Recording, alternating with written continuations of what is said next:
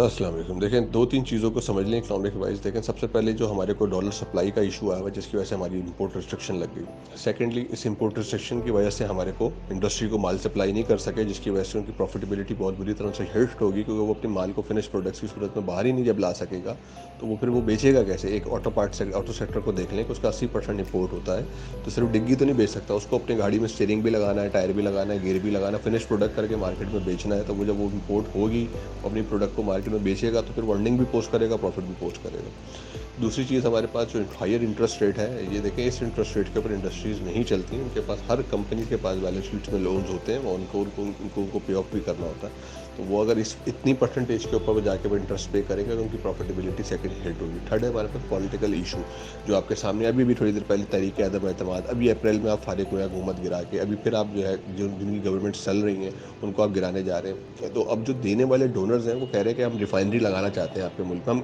हम बात किसके साथ करें? ये जो इलेक्शन करा के आएंगे सीट पे उनसे करें, जो करंट पे बैठे हुए हैं उनसे करें? तो उनको खुद भी वो तसल्ली नहीं मिल रही। जो देने वाले हैं, जो आईएमएफ लोन्स वगैरह हैं, उनकी अपनी डिमांड्स हैं, उन्होंने देख लिया कि शिकंजा हमारा टाइट हो गया है, ये मुल्क अब फंस गया है, इसको पैसे की ज़रूरत है। वो अपनी हर चीज़ मनवा रहे हैं उनसे, ठीक है ना। हर वो जो पहले भी $1 अरब देने के लिए बहुत कुछ मनवा चुके हैं, और अब उससे पहले भी बहुत कुछ मनवा रहे हैं, ₹50 ले भी ये वो। तो इनको भी अपनी गवर्नमेंट बचानी है, इनको अगला इलेक्शन लड़ना है। ये ऐसा नहीं कर सकते कि एक ही झटके में सारी बातें मान रहे हैं। तो इस पूरे के पूरे टर्मोइल के अंदर जो है ना वो मुल्क फंस गया, तो जिसका इफेक्ट सारी बात है स्टॉक एक्सचेंज के ऊपर भी आता है। तो उस स्टॉक एक्सचेंज के ऊपर उस इफेक्ट को देखते हुए चीज़ें लोग अपने आप को आउट भी कर रहे हैं कि भाई अब चीज़ें बेहतर होंगी तब हम आ जाएंगे। लोग मिनिमाइज लॉस भी करके बाहर निकल रहे हैं कि यार हमारे पास अगर 62 का आपको है तो 60 पे बेच के निकल जाओ, बाद में देखेंगे। जो बैठे हुए लॉन्ग टर्म वाले वो कह रहे हैं भाई हमने इस सिचुएशन को 10 मरतबा देखा है, चीज़ें नीचे भी मिलती हैं, नहीं न्यूज़ के ऊपर नीचे मिलती हैं, और एक एक न्यूज़ आती है कि ऐसा हो गया और थक ऊपर का लॉक लग जाता है, तो हम उस वाली चीज़ को इनकैच कराएंगे। तो सारे प्लेयर्स हैं मार्केट में, कोई एक माइंडसेट के साथ नहीं बैठा हुआ कि ABCD के साथ। हर बंदे की अपनी स्ट्रैटेजी है। शॉर्टर्स भी बैठे हुए हैं, शॉर्ट सेलर्स का कम है, यानी कि जिनको किसी वजह की ज़रूरत नहीं पड़ती। वो तो कहते हैं भाई मेरे को तो एक मंदी की कोई निशानी दिखाई दे और हम अपना माल ऑल आउट कर दें। तो ये जो आपको सेलर दिखाई दे रहा है, ज़रूरी नहीं कि ये सेलर हो, ये यहाँ बस माल बेच के नीचे ₹2 पकड़ लेगा, वापस अपनी बाइंग पोजीशन को इंटेक रखेगा। तो बहुत सारी चीज़ें एक साथ जो है वो एक्टिवेटेड है।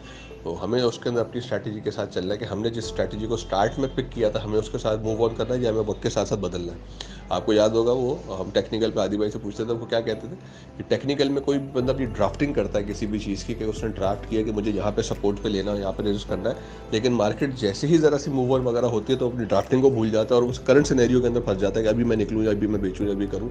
वो जिस अप्रोच को लेकर चला हुआ होता है उससे वो पीछे हट जाता है। तो इस ऐसा कभी नहीं करना चाहिए। हमारा जो बेसिक काम है वो इसी चीज़ को करना है कि आप उसी गाइडलाइंस पे सबको मजबूती से खड़े रखें, कि आपने जो है ना वो जो मतलब तो बंदा अकेला अकेला ट्रेड कर लेता है, वो उसको ही समझ आती होती बेच होती कर लेता है। तो एक पूरी स्ट्रैटेजी लाइन के ऊपर हमने खड़े रहना है, और हमने माजी में भी खड़े रह के देखा, और अल्लाह का शुक्र हमारे पास जो क्लोज कॉल है या पार्शली क्लोज कॉल है उसको जाके आप देख सकते हैं कि आपने प्रॉफिट कमाया। तो इन्वेस्टमेंट्स के अंदर जो है ना ऐसे टाइम के अंदर जो ये वाला टाइम है जिसमें समझ ना आ रही हो, उसी के अंदर जो है आपने बड़ी समझदारी से एक एक स्टेप लेना होता है कि आपने अगला स्टेप कैसे लेना है। ये मार्केट के शोर और नॉइज़ के साथ नहीं चलना हमने। इस बात में कोई शक नहीं है कि इस वक्त जो हमारे मुल्की हालात हैं, जो हमारे पॉलिटिकल हालात हैं, हमारी इकोनॉमिक साइड है, ये किसी भी बंदे से ढकी छुपी है कि बंदा बोले यार मुझे तो पता ही नहीं लगा पीछे से ऐसे ऐसे हो रहा था। ठीक है, वो एक एक बंदे के सामने पूरी दुनिया के सामने खुली पड़ी हुई है कि इस वक्त हमारे रिजर्व्स की, डॉलर्स की, सप्लाईज की, इंपोर्ट की, इंटरेस्ट रेट्स की, और पॉलिटिकल जो भी सिचुएशन है, एक एक चीज़ हमारे सामने, इसका इफेक्ट वो मार्केट दिखा रही है। अब उसकी वजह से हम बनाते हैं रोज़ एक टारगेट कि हमारे को 40,200 दिखे, हमें 39,200 दिखे।